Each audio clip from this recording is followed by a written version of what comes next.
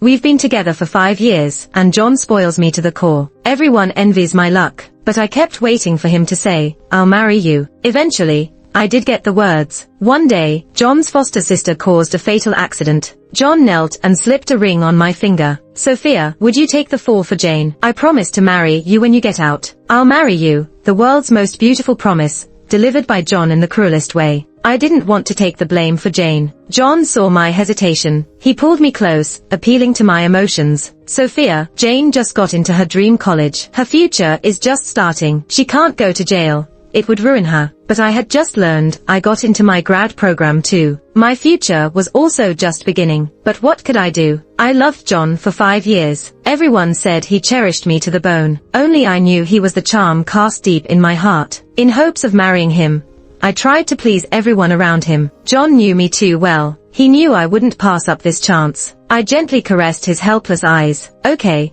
I'll do it, but on one condition. I take the blame, and Jane has to leave the Jiang family. We owe each other nothing then." John closed his eyes, like he was torn for a long time. Finally, he kissed me softly and said, "All right." When I walked out of the prison gates, John was leaning against a tree, talking on the phone. He was wearing sunglasses, showing off his sharply defined profile. His rich voice floated through the warm summer breeze, bits reaching my ears. "All right, make whatever you love eating. Sophia's not picky." He chatted away until he noticed I was nearby and hung up. He pulled me into a hug, holding me tight. "Sophia, you've lost so much weight." I took his sunglasses off. His eyes, which I loved the most, were still like a deep sea. Every time I saw them, I got lost in them. John scooped me up, carried me around to the passenger side. I asked him, "John, why didn't my dad come?" We had lost contact for a year. Before, my dad visited me every month, writing letters too. But a year ago, he vanished without a trace. John gripped the steering wheel tighter. "Sophia, we can talk when we get home." I held onto his sleeve. "John, tell me, what happened to my dad?" John stayed silent for a moment. "Sophia, your dad passed away. When I lost touch with my dad, I considered the worst. But even so, hearing it with my own ears, it was unreal. My dad was always healthy. How could he suddenly be gone?" "It was an accident," John whispered, stroking my hair with his right hand. "I'll take you to his grave tomorrow." I slumped back in my seat, biting my lip. My last family member was gone too. John took me back to his villa. As the door opened, the smell of food flooded in. A girl came rushing from the kitchen, gleefully holding a large ladle. "John, Sophia, you're back. Go wash up. Dinner's almost ready." I stood frozen. My heart grew cold inch by inch. "Jane, why is she here?" John promised she would leave so I'd take the fall. But after serving my time, here she is, still with John. Wiping away my tears, I eyed John. His breath hitched. He took my hand. "Sophia, let's get you upstairs for a bath." Jane's eyes flickered over our hands. She timidly asked John, "Sam, does Sophia still hate me? Is that why she won't see me?" Tears quickly filled her eyes. John, his arm around me, looked back to comfort her. "No, it's not that. I just forgot to tell Sophia you'd be here. She's surprised, that's all." John tugged me upstairs. I felt stiff, leaning against the bathroom door. I refused to go in. "John, you promised she'd leave." John sighed. "Sophia, it's not that I don't want to keep my promise. Jane's been through some trouble. She has depression." I laughed softly. I didn't notice. Jane got sick shortly after starting college, so she had to drop out. She seems normal because she's on medication. How ironic. John once said Jane's education was her future and couldn't be destroyed. So he destroyed my future as a master's student instead. In the end, I took the blame, while she dropped out of that supposedly boundless future college. Fair? No. But since when is life fair? The moment I agreed to take the fall, fairness left my world. So tired, I waved John off. "Go, I need a bath." John hugged me tight. "Sophia, let me help you." His voice was careful, trying to make amends. Suddenly, Jane screamed from downstairs. John let go of me, shouting her name, racing down the stairs. My heart trembled. At the stairs corner, I watched. Jane had broken a bowl, cutting her finger on the shards. John partly held her, voice full of concern. "How could you be so careless?" Tears welled up in Jane's eyes. I was too focused on figuring out what Sophia likes. "Didn't I tell you to make whatever you love?" Sophia's not particular. Turns out that phone call when I got out was to Jane. John searched for some iodine to sterilize. Jane's tearful voice called out, "John, just wrap it up. I'm more upset about our couple mugs." They had couple mugs. John's voice came through. "We can just buy another set." Jane suddenly looked up. She and I locked eyes from a distance. She shook her injured finger, gave a cheeky smile. I wrapped my clothes tighter around me. It's the middle of July, but I felt chilled to the bone. At the start of my romance with John, he was a strict older brother to Jane. Jane was always scared of him, but when Jane started high school, I noticed something had changed in the way she looked at John. But John was all about me at that time. He adored me so much. I thought no other woman could catch his eye. Like he couldn't stand a speck in his vision. Now I see how wrong I was. I went for a hot bath. John didn't come upstairs. By the time I went down for dinner, the table was full of spicy dishes. Jane definitely knew. John loves spicy food. I, however, have a delicate stomach. I just stuck to eating the plain rice. Jane asked nervously, "Sophia, don't you like what I cooked?" I didn't answer her. I turned to look at John. 3 years apart, and you forgot that I don't eat spicy food. Before John could say anything, Jane quickly took the blame. "Sophia, don't blame my brother. I decided on the menu myself." Not blaming John. It was obviously his idea to cater to Jane's tastes. I laughed. "Jane, didn't he say you broke the couple bowls because you were thinking so hard about my preferences? Funny you didn't remember I hate spicy food." Mentioning the couple bowls made John twitch an eyebrow. "Sophia," he explained, "it's not what you think. The bowls were just a prize from a company event. Jane liked them and brought them back." Jane shut her lips tight, looking guilty as she picked up her phone. "Sophia, what do you want to eat? I'll order something for you," she offered. I shook my head. "It's fine. I'm not hungry." In prison, there weren't any tasty meals. You had to fight for food. If I managed to snag a bun, that was my lucky day. So now, my appetite is tiny. I turned to go upstairs. Jane started crying softly. "Sam, people told me that when you get out of prison, you're not picky about food anymore." I didn't think Sophia would be the same, she said. "Sophia has a sensitive stomach. Next time, don't make everything spicy," he replied softly. "I got it," Jane said obediently. I closed the bedroom door, shutting out their voices. When John came in, I had the lamp on but pretended to sleep. He gently lifted the blanket and spooned me. This wasn't our first time sharing a bed, but not seeing each other for 3 years, and with Jane now between us, something felt off. But John was as passionate as ever. He nuzzled his chin against my neck. "Sophia, I've missed you so much." I felt my heart soften. In the warm, yellow light, I turned to meet his obsidian eyes. My fingers traced over his brow. His warm lips found my cold ones, then my neck, then my collarbone. Suddenly, he stopped. He tugged at my pajama collar and touched a scar. "Sophia, were you hurt?" he asked. I turned my head away, speaking as if it was someone else's tale. "Yeah, got in a fight in prison. Broke my collarbone." He looked shocked. "You got into a fight?" "No, I didn't. Which is why I was the one getting beaten up. My cellmates were all murderers. I was the only one who ended up there for DUI causing death. In jail, the meaner you are, the more power you have. So, I became the unlucky one." John looked at me with concern. "Sophia, why didn't you tell me?" I fixed my collar back. "How could I? Not once in 3 years did you come visit me. Was I supposed to send you messages telepathically?" My sarcasm clearly hurt him. He paused, pain glistening in his eyes. I slowly asked, "So, can you explain why you never came?" His eyes darted away. "Sophia, right after you got locked up, Jane was diagnosed with severe depression. The doctors said traveling could help, so Wait.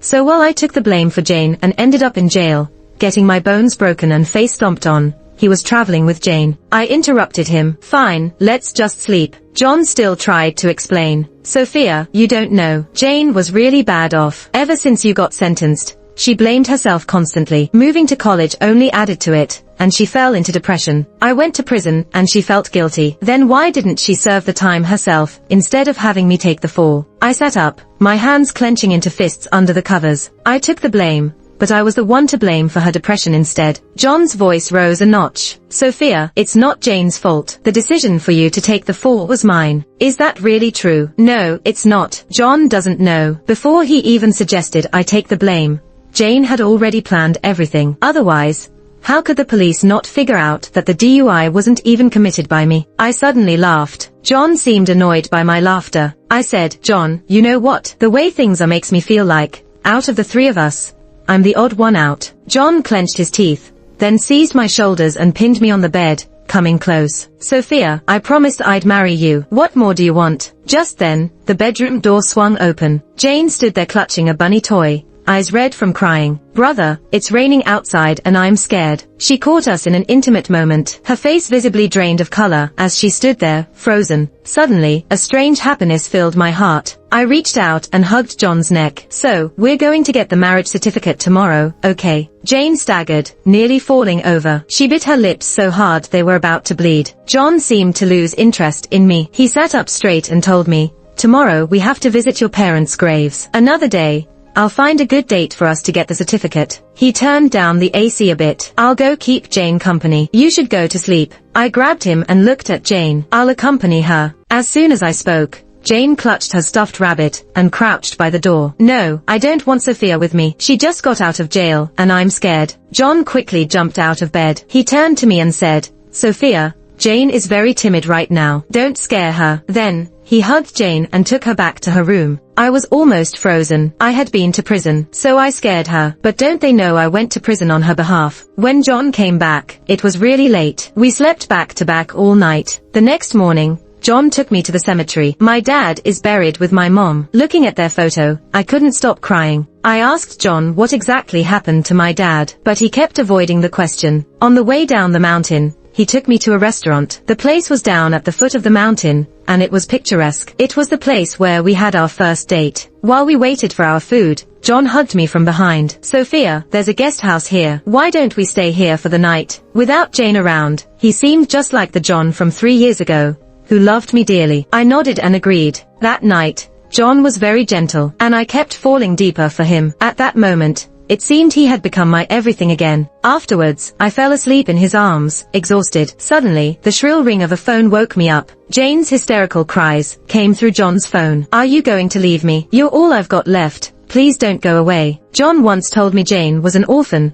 abandoned by her relatives at his doorstep when she was 5. At the time, his parents were planning to have a second child, a daughter. Jane's arrival seemed like fate, so they changed their plans and raised her as their own. Later, when his parents moved abroad, Jane didn't want to go and stayed with John. So, John was all she had left. John softly reassured her over the phone, but Jane's crying only grew louder. Finally, he sighed. All right, I'll be right over. He turned back and kissed me, exhaustion written all over his face. Sophia, I need to go back for a bit. It's late. Don't bother coming back tonight. Stay here. I'll come get you tomorrow. I coldly asked, do you have to go? He nodded. Jane only has me. I wanted to say, she at least has foster parents abroad. And what about me? My parents are gone. I'm the one who's only got you. John left me with a bank card and hurried home. I lay on the bed, suddenly feeling like a mistress having an affair. One call from the wife and he's gone. I drifted into a troubled sleep, dreaming about my dad's death again and again. Cars hitting him, drowning, falling off a cliff. When I woke up in shock,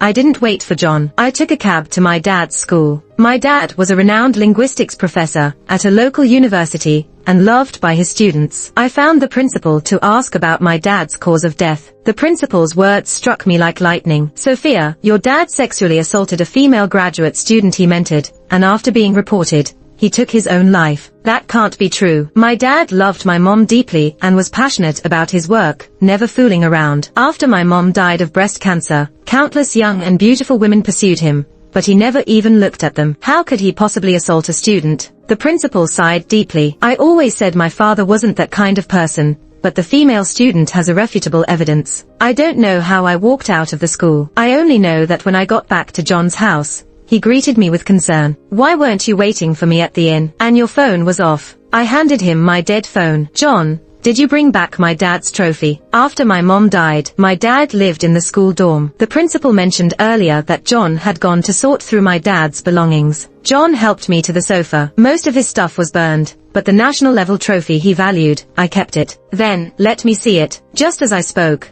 there was a loud bang from the study and Jane's scream. John and I rushed over to find my dad's crystal trophy on the floor, broken into pieces. Jane stood there, terrified, with tears streaming down her face. Sophia, I'm sorry, I just wanted to wipe the dust off. In that moment, I felt absolutely lost. I rushed over, picked up the trophy, and slapped Jane hard. Jane, you did this on purpose. I put all my strength into it. Jane's cheek swelled up immediately, and she cried as she clung to John. Brother, I didn't mean it. Sophia misunderstood me. John frowned deeply, gently examining Jane's face. Sophia, Jane has already apologized. What more do you want? Your dad is gone, Do you need to make such a fuss over a broken trophy? Need to? Broken trophy? But he just said this was my dad's most treasured national award. Get out, get out. I screamed hysterically, holding the broken trophy. I don't want to see you too. You disgust me. Jane looked terrified and clung to John as they hurried out. That night, I held the broken trophy and cried myself to sleep. The next morning, there was a new couple's set of bowls on the breakfast table. One for John, one for Jane. My eyes ran over them coldly. John softly said to me, Sophia,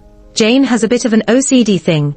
So when a bowl breaks, she insists on buying a new pair. I ignored him. His explanation was worse than not explaining at all. After breakfast, John was going to take Jane to work. Really? How absurd. Jane's too depressed to go to school, but she can work. John could see the chills in my eyes. He told me to get some rest. Then he promised me, I'll pick a good day soon, and we'll go get our marriage certificate. A month and a half later, it was the weekend John had chosen. While having breakfast, Jane used the couple's bowls for kanji. She looked like a happy little wife. I figured John hadn't told Jane that we were getting the certificate today. After breakfast, John lied to Jane, saying he was taking me to meet friends. Jane wasn't happy. Bro, I know all your friends. Why can't you take me? They are Sophia's friends, John said. Jane grew suspicious. How could she have friends? Didn't all her friends lose touch after she went to jail? She scrutinized my makeup. Bro, are you going to get the certificate? I couldn't hold back anymore. Jane, we've been engaged for a long time.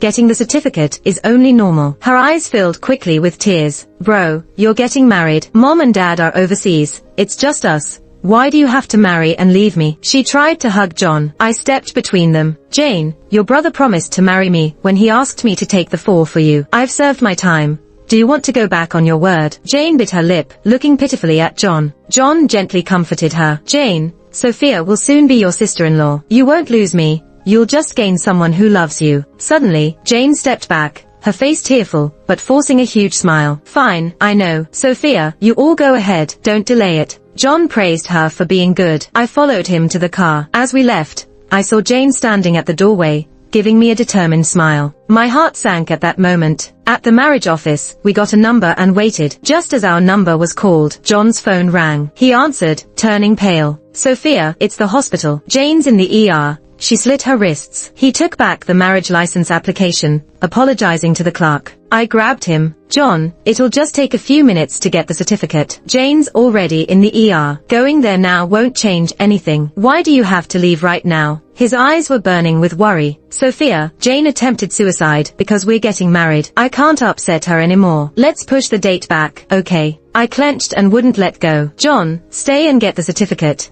And I'll go with you, okay? John slowly pried my fingers one by one. I'm sorry, I can't. Jane needs me. I really can't marry you right now. With that, he rushed out. I closed my eyes, tears streaming down. It wasn't heartbreak, it was despair. I sat on a bench, hand on my stomach. John, I'm pregnant. The baby and I need you too. I grabbed my purse and wandered the streets aimlessly. Somehow, I ended up at the hospital. Just a little way from the ER, I saw John. Jane lay on the bed with thick bandages on her wrists. John sat by her, holding her arm and smoothing her hair. Jane was quietly sobbing. I took a step forward. The few steps felt like crossing mountains and seas. Close enough, I heard John say to Jane. Don't worry.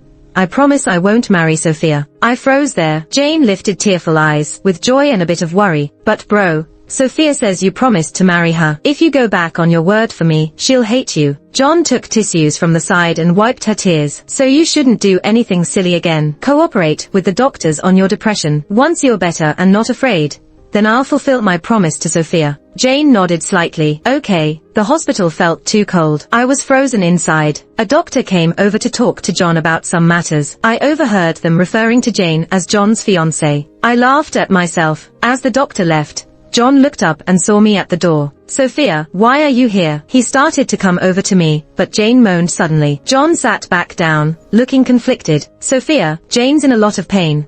I can't tend to you right now. Please go home, all right? I stepped forward slowly, pulling my collar open. I pointed to a scar. She's in pain. What about me? John's expression darkened, clearly displeased. Sophia, can you not cause problems? This wound wasn't because of Jane, but her injury is because of you. Her injury is because of me. Because we were getting married.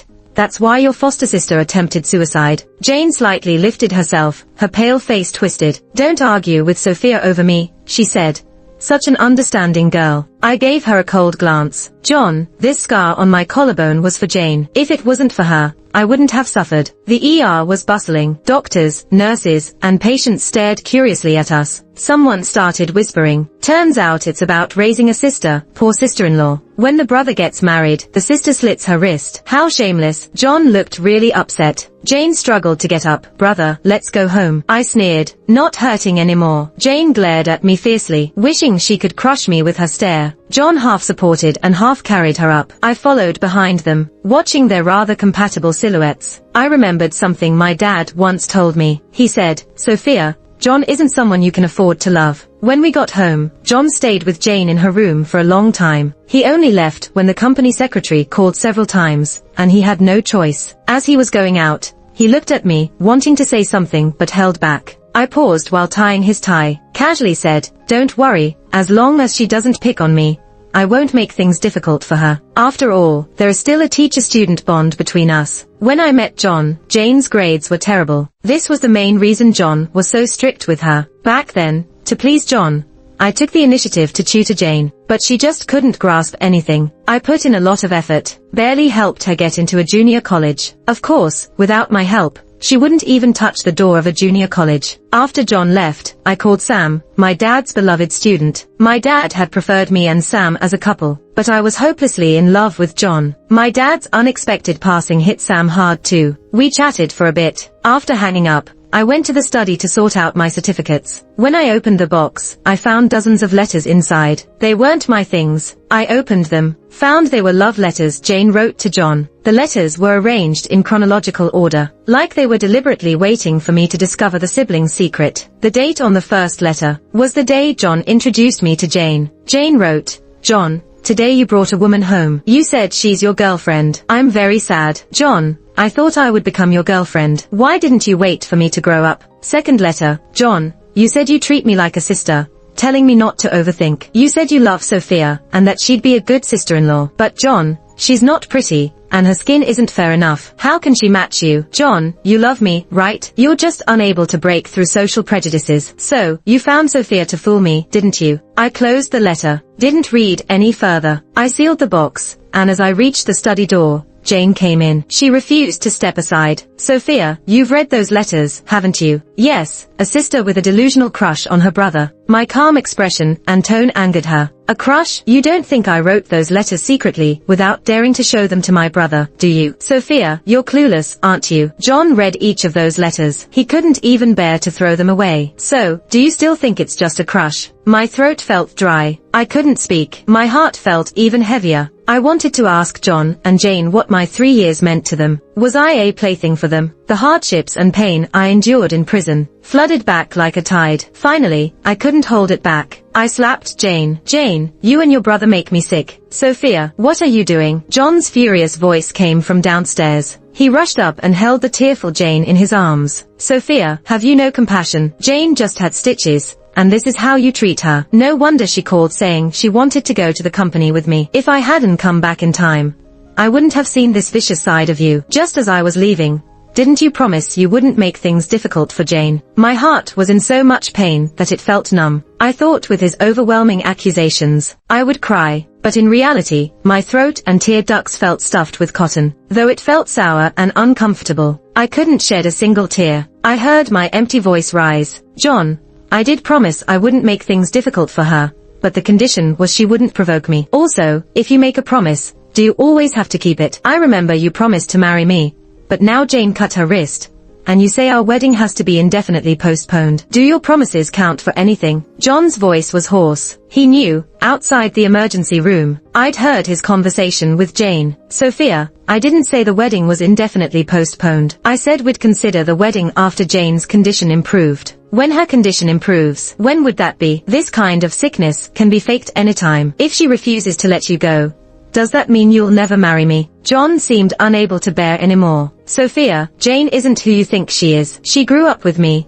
I've never seen her lie. You're just assuming the worst of her. Am I really assuming the worst of her? I remembered that June 3 years ago. That day, Jane received her junior college acceptance letter. On the same day, I received my master's program acceptance letter. That night, Jane suggested going to a bar for drinks. I remember John saying, "You're a kid. What are you doing drinking?" Jane hung onto his arm, sulking. "I'll be 18 next month. What's the difference?" John, helpless, put on a stern face. "Just one drink." Now, thinking back on that scene, I realized his indulgence for her was always hidden in seriousness. That afternoon, Jane dragged me shopping. She then bought the same outfit and shoes. That night, we appeared at the bar like twins, receiving countless compliments and a meaningful look from John. I thought I'd dazzled him. In fact, that night, his eyes followed Jane all along. That night, both John and I drank quite a bit, but Jane was well behaved, sipping her drink slowly. We were having a great time when Jane asked me for the car keys, saying she needed to get some lipstick from the car. John had bumped into an old friend and was catching up at another table. I offered to go with Jane, but she insisted she'd be fine. I didn't realize I was stepping into her trap that very moment. Jane took a long time. Just as I started to worry and wanted to go look for her, she returned. She had changed her clothes, saying her dress got dirty. Later, she asked me to go to the restroom with her. As soon as we got in, she grabbed my hand. "Sophia, I messed up. I went out and thought you looked so cool driving, and I wanted to try. But I hit someone." I was shocked. "You're kidding. You haven't even learned to drive. You don't have a license." "How bad was it?" She was in a panic, barely making sense. I don't know. I think I ran over her. An old lady. I was so scared. I ran back without checking. "Sophia, will it be a big deal?" I pulled her along, thinking we needed to find John and go help. But Jane tugged at me. "Sophia, if my brother finds out I crashed the car, he'll kill me. Please, Sophia, just say you were the one driving." I was furious. "Even if I cover for you with your brother, do you think the cops are idiots? There are cameras everywhere." Then something hit me. "Jane, where did you get these clothes?" She pouted. "Sophia, I got so scared. I grabbed a change of clothes from the car. I was afraid they'd track me." "That's my car. When did she stash clothes in it?" I glanced down at my own outfit, identical to hers during the accident. A chill ran through me. Jane looked pure as a lily. I didn't want to believe she'd set me up. I held her hand and said, "Let's find John." When we explained what happened to John, before we could leave to help, the cops showed up. With the victim's family, the old lady's daughter. The police said the old lady had died on the scene. I glanced at Jane, and before I knew it, she was on her knees in front of the woman. "Auntie, please don't punish my sister. If I hadn't bugged her for lipstick, she wouldn't have rushed to get me some. It's my fault she hit someone." John and I were stunned, but before I could explain, the cops had cuffed me. John whispered in my ear, "Don't say anything. Let my lawyer handle this." Right up until that moment, I thought he was trying to free me as quickly as possible. I didn't expect, when I saw him again, that he'd say, "Sophia, take the fall for Jane, okay? I'll marry you when you get out." He told me that even if I didn't confess, I wouldn't be able to defend myself. The woman in the footage wore identical clothes to mine. If we told the truth now, the police and family might think we were using Jane's age to dodge responsibility. John's words about me misjudging Jane completely floored me. We'd known each other for 8 years, yet he couldn't muster any trust. I started questioning if his supposed adoration over the years was just my imagination. John looked a bit regretful, noticing my despondency. He quietly asked Jane to leave, then hugged me. "Sophia, please understand, Jane is sick. She only feels safe with me. So you're going to keep her around forever?" I asked, my voice barely a whisper. "Sophia, Jane will get better and be like any normal girl, getting married and having kids." "With who?" "You." John erupted in anger. "Sophia, you're out of line." He stormed out, taking Jane with him. The house was eerily quiet, and I felt like a caged beast, trapped by regret, anger, and bitterness. I couldn't escape my own confinement. From then on, I stayed in my room. John would hold me tightly at night, like he was afraid of losing me again. But most times, he'd be drawn away by Jane's sobs. Those days crushed my spirit, ground to dust by him and Jane's closeness. But I pulled myself together for the child I was carrying, until I was numb to the pain, just a living shell of my former self. At 3 months pregnant, Sam called. We met at a cafe, where he handed me a file he'd compiled about my dad and the grad student he assaulted. I reviewed it for a while and asked for a copy. Sam gestured at the file in my hand. "You can take that one." He noticed I hadn't touched the coffee he ordered. "Not your favorite anymore. I thought you used to love it." I shook my head, stroking my belly. "I do like it, but maybe the baby doesn't." "Sophia, you're pregnant." Sam seemed a bit down, his gentle nature hinting at his disappointment. "So when are you and John getting married?" I forced a smile. "There won't be a wedding." "No wedding." Even if John begged me, I wouldn't marry him. But he wouldn't ask. I went back to the villa, packed my things, and emailed John the information I had. It might not be complete, but I knew John could uncover the truth. Pulling my suitcase,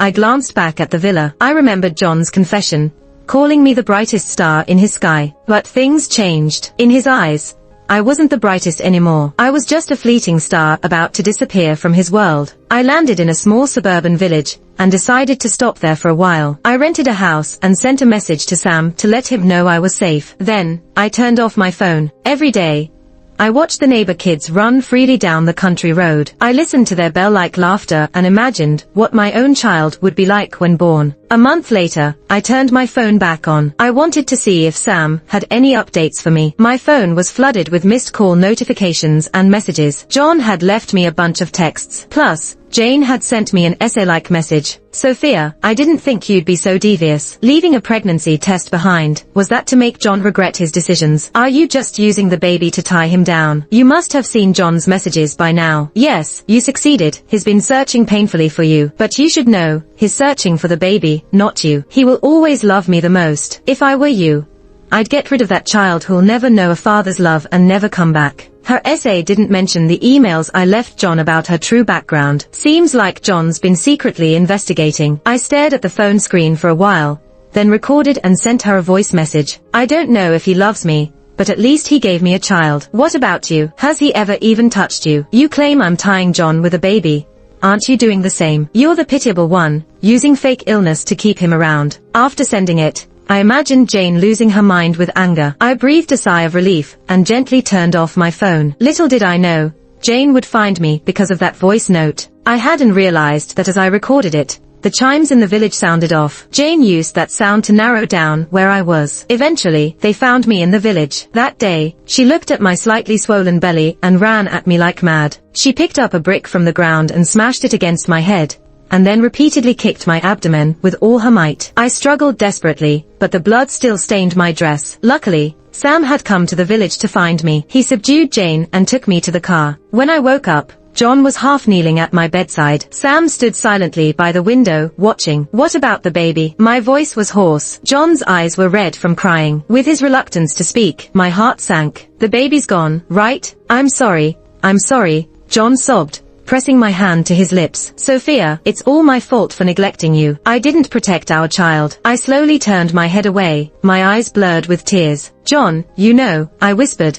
this morning was the first time I felt the baby move. John couldn't hold it in anymore. He burst into tears. I'm sorry, Sophia. Rest assured, I'll make it up to you. Once you're discharged, we'll get married. We can have another child. Marry. I looked up at the stark white ceiling. Aren't you afraid Jane will try to kill herself again? I'm not afraid. I finally realized she was deceiving me. While I was unconscious, Sam handed Jane over to the police. At the police station, the first thing Jane claimed was that she had severe depression, but the officers brought in professionals to assess her mental health. She turned out to be perfectly fine. The medication in her drawer, supposedly for depression, was just regular vitamins, meant only to fool John. I pulled my hand from John's. John, you know, my dad once told me, John isn't someone you can afford to love. At the time, I didn't understand what he meant. Now, looking back, loving you is really too overwhelming. For love, I did a 3-year stint for a crime I didn't commit. For love, my baby never saw this world. For love,